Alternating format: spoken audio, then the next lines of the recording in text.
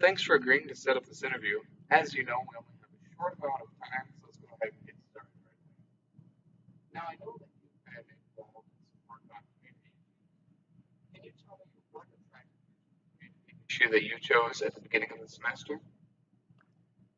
I chose alcohol abuse for my community issue, and the main reason I chose this is because when I was younger, I had a cousin who was hit and killed by a drunk driver when she was only like 16 or so. Another reason I chose this issue is because it greatly affects my age group. College students tend to go to parties and get drunk thinking we are invincible because we're young. We can't die. That doesn't happen to us. But as I stated just a little bit ago, we are able to die because of this. I know for sure because my cousin met this fate. We're not invincible at our age. Another reason I chose this is because alcohol abuse is growing in the United States of America because more people are using it without responsible uses, such as more and more people are just partying, drinking games, so on and so forth. Okay, thank you. Now, your materials also said that you were involved in the community issue team project that focused on call to action. Can you share with me what call to action your team put forward and why you chose that call to action? We actually chose my subject of alcohol abuse.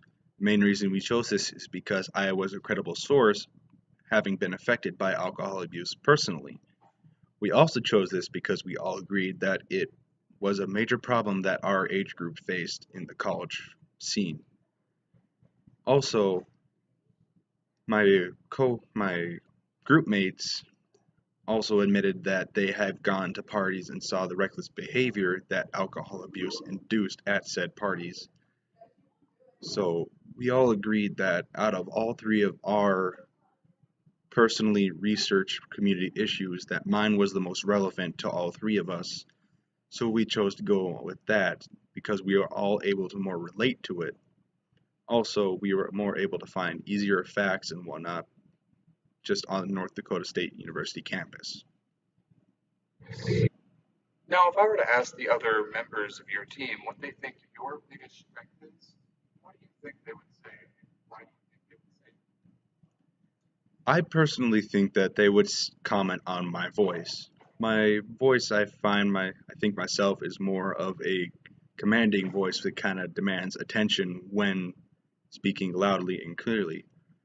Plus, when in high school, I spent several years in my drama club, so I learned how to control my voice for maximum effect, such as projecting my voice without raising it, raising and lower the volume of my voice to emphasize words, and how to make sure I articulate specific words to get a better meaning across.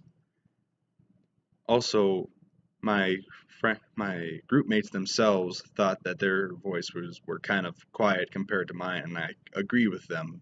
One of my group mates mumbled more than the other, and the other one talked bit too fast. Out of all three of us, I think we can all agree that I was a nice medium. Okay, great. What for you was the most challenging thing about working with your team? What I found most challenging was just really getting time to come together and solidify our project. Me and my team, we try to get together one for 1 hour on Thursdays between the beginning and the end of this project.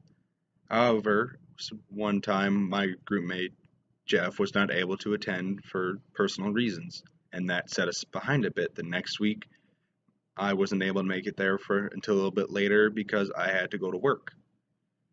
The reason I find this more difficult is because it didn't really allow us to make such a conjoined project, which was more unified than what we hoped for.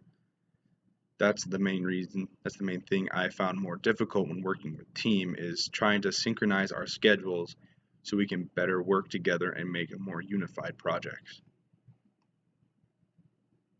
Thank you. Okay, last question. In 30 seconds or so, tell me what your biggest takeaway was from college this semester. What will stick with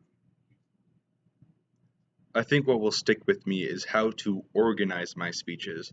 I actually had a speech class in high school, and my teacher kind of just told us to put the speeches together. We didn't really go into how the different ways we can make the speeches.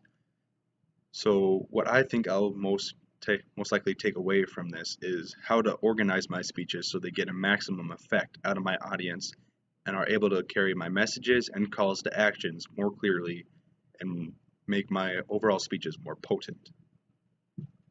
Okay. Well, thank you so much for taking the time to talk with me.